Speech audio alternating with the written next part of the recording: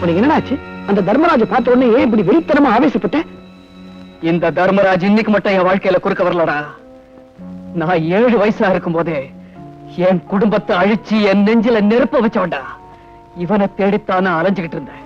என்னடா சொல்ற? ஆமா, 15 வருஷத்துக்கு முன்னாடி எங்க அப்பா சொந்தமா ஒரு பெட்ரோல் பங்க் வச்சிருந்தாரு. அந்த பெட்ரோல் பங்க் முன்னால ஒரு நாள் ராத்திரி இதே தர்மராஜ் ஒருத்தனை கொலை செஞ்சான். அதை எங்க அப்பா பார்த்துட்டாரு. அத போய் போலீஸ்ல சொன்னாரு. அன்னைக்கு ராத்திரி அறிஞர் அண்ணா இளமையில் அன்பும் அருளும் உடையவராய் விளங்கினார். நட்பு உணர்வும் நல்ல பண்பும் அவரிடம் இயற்கையாகவே அமைந்திருந்தன. அப்பா, கார் வந்திருக்குப்பா. சரி, நீ படிச்சுட்டு நான் போய் காருக்கு பெட்ரோல் போட்டு வந்துடுறேன். சரி. அண்ணா காஞ்சியில் உள்ள பச்சையப்பர். சார், எத்தனை லிட்டர் பெட்ரோல் போடணும் சார்? உன்னை எரிச்சு பொசுக்கிறதுக்கு எத்தனை லிட்டர் வேணுமோ அத்தனை லிட்டர்.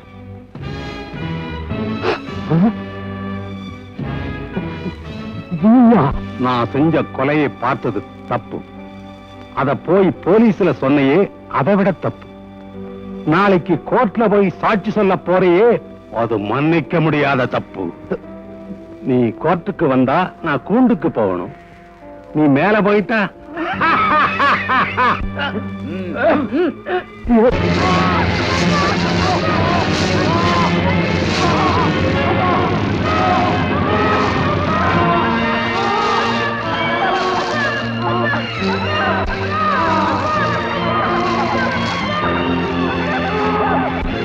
அந்த நெருப்புதான் இன்னும் எனக்குள்ள கொழுந்து விட்டு எரிஞ்சுக்கிட்டு இருக்கு. அதனாலதான் அப்பு தீயை எங்க பார்த்தாலும் கருகி போன என்னுடைய அப்பா நினைவு எனக்கு வந்துடுது. எனக்கு வெறி பிடிச்சிடுது. அந்த நேரத்துல நான் என்னையே மறந்துடுறேன். விஜய், எப்பவும் சந்தோஷமா சிரிச்சுட்டு இருக்கிற உன் வாழ்க்கையில இப்படி ஒரு வேதனை இருக்கும் நான் நினைக்கவே இல்லப்பா. என் வேதனைக்குள்ள ஒரு ஆவேசம், அந்த ஆவேசத்துக்குள்ள ஒரு வெறி உணர்ச்சி. இதையெல்லாம் மறக்கிறதுக்காகத்தான் பந்தயம் கட்டுற பழக்கத்தை நான் விளையாட்டா பழகிக்கிட்டேன். ஏண்டா, இவ்வளவு பயங்கரமான ஒரு கொலைகாரன்னு சட்டம் சும்மாவா விட்டுருக்கு? சட்டம் பைத்தியக்காரா. அந்த சின்ன வயசுல சட்டத்தை பத்தி எனக்கு சரியா தெரியாது. அதனாலதான் கோர்ட்டுக்கு போனேன். அவனுக்கு எப்படியாவது தண்டனை வாங்கி கொடுத்துடலாம்னு. இவன் தான் சார் எங்க அப்பாவை கொலை பண்ணா. எங்க அப்பா மேல பெட்ரோல் ஊத்தி நெருப்பு வச்சு கொண்டான் சார். என் கண்ணால பார்த்தேன் சார், என் கண்ணால பார்த்தேன். இந்த வழக்கை தீர விசாரித்ததில் இந்த சிறுவனின் தந்தையான சுந்தரேசன் இறந்த சமயம் மிஸ்டர் தர்மராஜ் அவர்கள் ஒரு பெரிய மனிதர் வீட்டின் விருந்தில் கலந்து கொண்டிருந்தார் என்று நிரூபிக்கப்பட்டிருப்பதால் மிஸ்டர் தர்மராஜ் அவர்கள் குற்றவாளி இல்லை என்பதும், திரு சுந்தரேசன் குடும்ப தொல்லையின் காரணமாக தற்கொலை செய்து கொண்டார் என்பதும் உறுதி செய்யப்படுகிறது.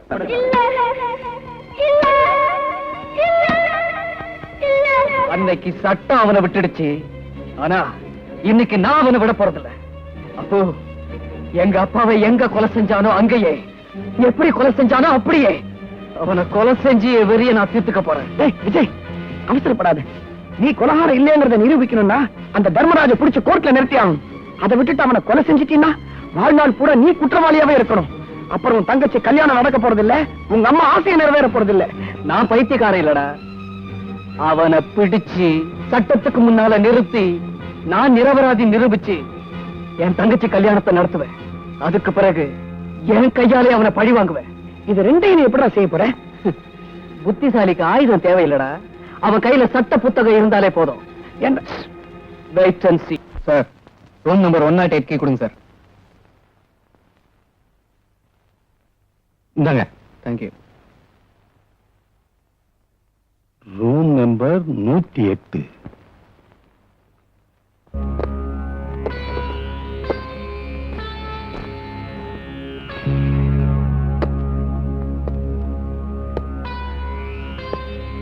தம்பி, பெரியவங்க வந்தா எந்திரிச்சு நின்று மரியாதை கொடுக்கறதான் நல்ல பழக்கம்.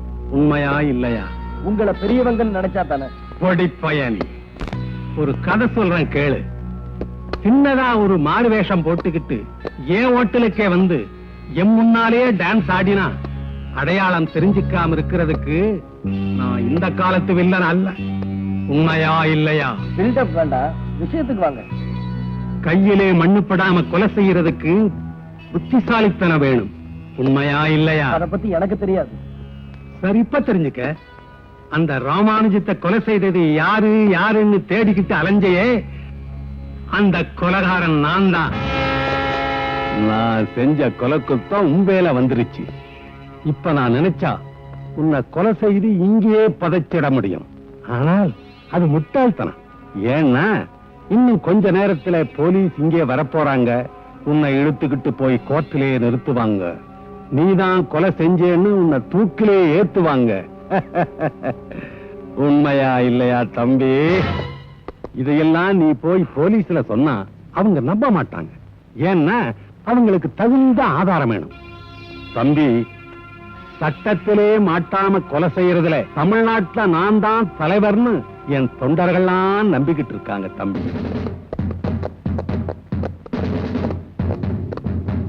வாங்க கமிஷனர் சார், இந்த கொலைகார பயல உயிரை பணையம் வச்சு பிடிச்சிருக்கேன்.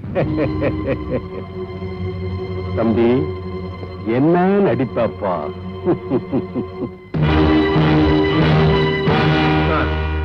இந்த மாதிரி கொலைகார பசங்களை உயிரோடு விடக்கூடாது.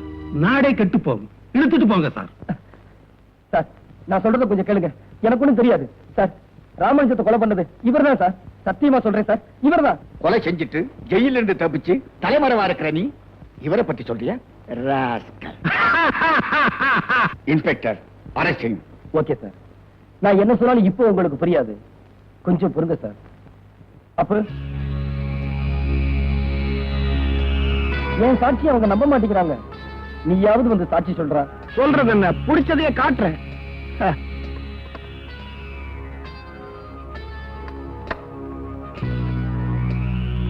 என்னடா மொட்டைப்பையா, நீ என்னடா பண்ண போற? உன்னை உள்ள தள்ளி மொட்டை அடிக்க போறாங்க. கைது கண்ணாயிரம் பாரியா.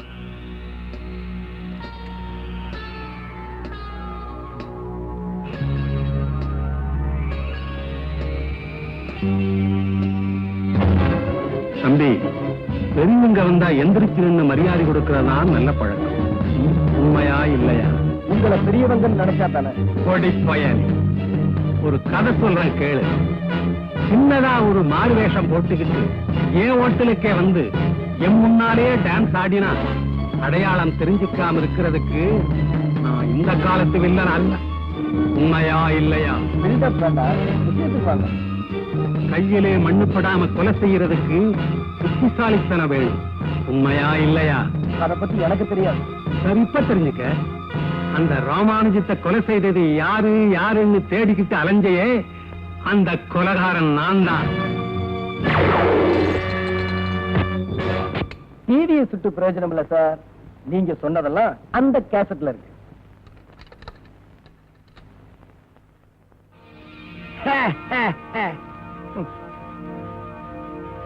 இந்தாங்க. தேங்க்யூ. சாரி கமிஷனர் சார், நான் குற்றவாளி இல்லைன்னு நிரூபிக்கிறதுக்காகத்தான் ஜெயில இருந்து தப்பிச்சு வந்து இப்படி செஞ்சேன். That's all right. Take him.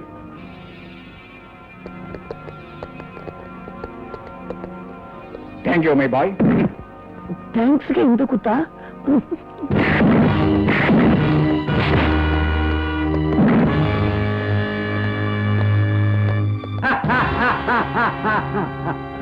வருக கமிஷனர் அவர்களே, ஏன் கோட்டைக்குள்ள வந்து என்னையே அரெஸ்ட் பண்ணலாம்னு நினைக்கிறையா? நான் எத்தனையோ கோட்டைகளை இடிச்சு வந்தவன்ப்பா. ரொம்ப அலட்டிக்கார.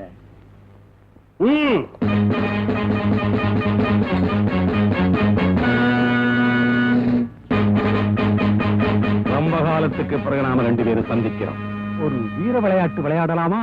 இந்தா, நீ ஜெயிச்சா என்ன அரெஸ்ட் பண்ணி கொண்டு போ. நான் ஜெயிச்சா உன்னை இந்த இடத்திலே சமாதி கட்டுவேன். பரவாயில்லையே, நீ வில்லனா இருந்தாலும் வித்தியாசமா தான் இருக்கிற. கமா ஜெய்.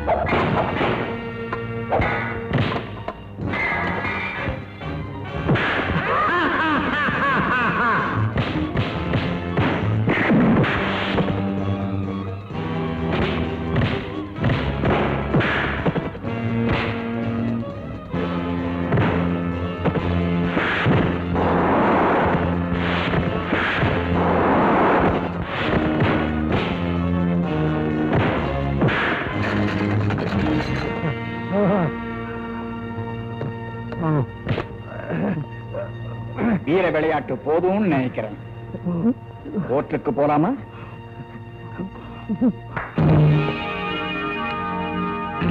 இது மட்டும் இல்ல, இன்னும் எவ்வளவு வேணும்னாலும் தரேன்.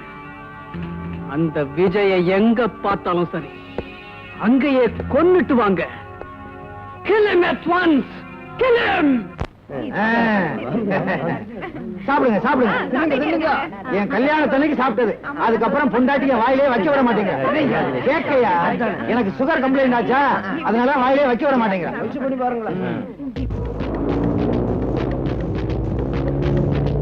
கேட்டையா, நாம வேலூருக்கு எப்ப போய் சேருவோம்? இன்னும் 2 மணி நேரம் ஆகும்.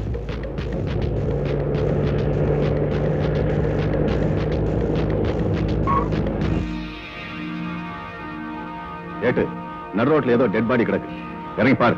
S sir. Remove the cloth.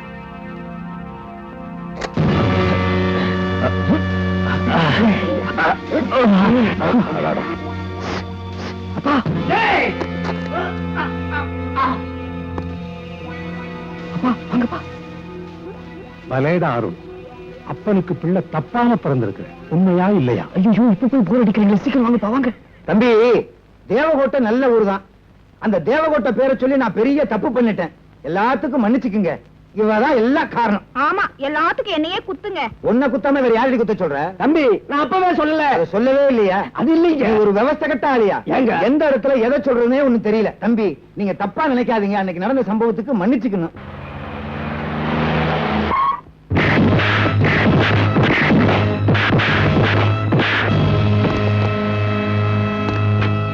என்ற அருண், பெத்த அப்பனையே இப்படி அடிக்கிறேடா, அயோக்கிய பயலே.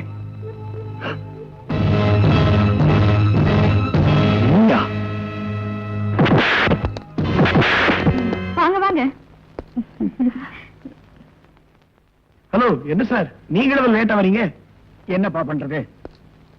நேற்று சாயங்காலம் ட்ரெஸ் பண்ண ஆரம்பிச்சவ இப்பதான் முடிஞ்சது, கூட்டிட்டு வந்தேன். விஜய், உண்மையிலேயே நீ நினைச்சத சாதிச்சிட்ட. கங்க்ராச்சுலேஷன். இப்ப என்ன சொல்றீங்க செலக்ஷன் பத்தி? ஒரு உண்மையான ஹீரோவை தான் செலக்ட் பண்ணிருக்கேம்மா. Please come come.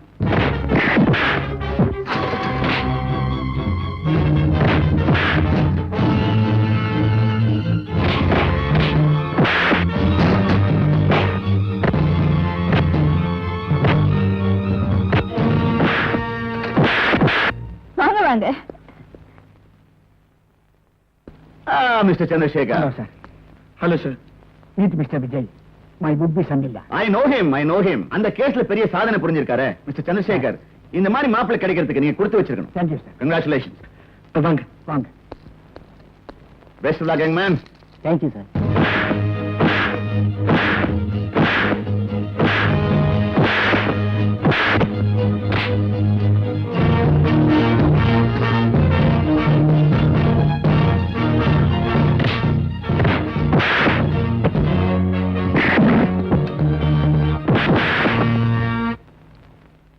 வாங்க வாங்க. வாங்க. 15 வருஷத்துக்கு முன்னால சுந்தரேசங்கிறவரை இதே பெட்ரோல் பங்க் முன்னாடி எரிச்சு கொன்னியே, ஞாபகம் இருக்கா? அந்த சுந்தரேசனுடைய மகன் தாண்டா நான். உன்னை தேடித்தாண்டா அலைஞ்சுகிட்டு இருந்தேன். நீயே வலிய வந்து என் வலையில மாட்டிக்கிட்ட. தம்பி மன்னிச்சிருப்பா. மன்னிப்பா? உனக்கா? அன்னைக்கு எங்க அப்பாவை என் கண்ணு முன்னாலே கொன்ன. இப்ப அந்த ராமானுஜத்தை கொன்னு அந்த பழியை என் மேல போட்டுட்டேன். இதுக்கெல்லாம் பதில் சொல்லத்தாண்டா இப்ப நான் வந்திருக்கேன். வேண்டாம்ப்பா.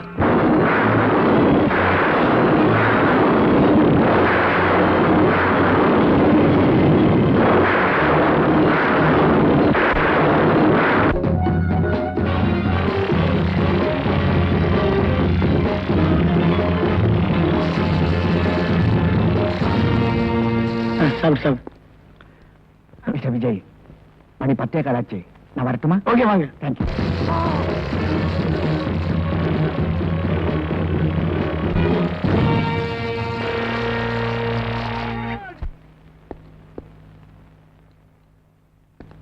அப்ப நாங்க போயிட்டு வரோம். வணக்கம். வரேங்க.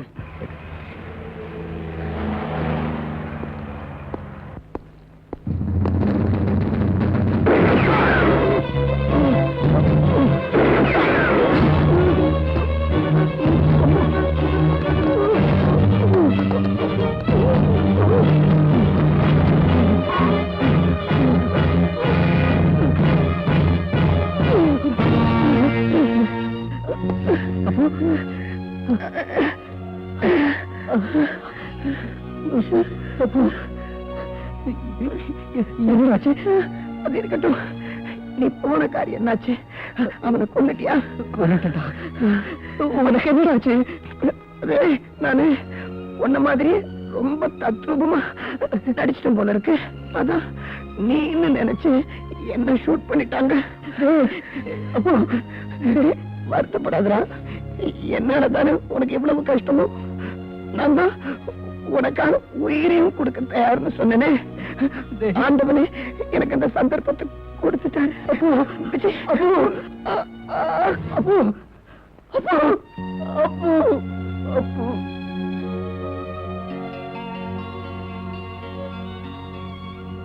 இந்த வழக்கில் வாதி பிரதிவாதிகளின் வாதப்படி தர்மராஜ் கொலை செய்யப்பட்டதாக கூறப்படுகின்ற அந்த நேரத்தில் குற்றம் சாட்டப்பட்டுள்ள விஜய் தன் தங்கையின் திருமண விழாவில் இருந்ததாக நிரூபிக்கப்பட்டுள்ளது. அது தவிர தர்மராஜ் கொலைகாரன் என்று முடிவு செய்யப்பட்டதால் சமூகத்தில் தன்னுடைய கௌரவத்தை இழந்து விட்டதாக எண்ணி தானே தன் மீது பெட்ரோல் ஊற்றிக் கொண்டு தற்கொலை செய்து கொண்டார் என்றும் நம்பப்படுகிறது. ஆகவே தர்மராஜின் மரணத்திற்கும் விஜய்க்கும் எந்த விதமான சம்பந்தமும் இல்லை என தீர்மானித்து விஜயை நிரபராதி என விடுதலை செய்கிறேன்.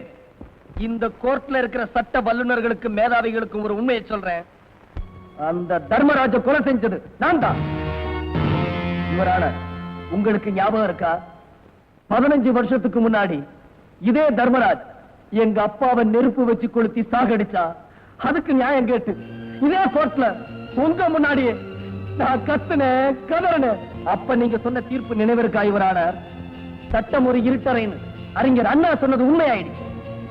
அன்னைக்கு என் பிஞ்சு நெஞ்சில எரிய ஆரம்பிச்ச நெருப்பு அந்த தர்மராஜை எரிச்ச பிறகுதான் அணைஞ்சது.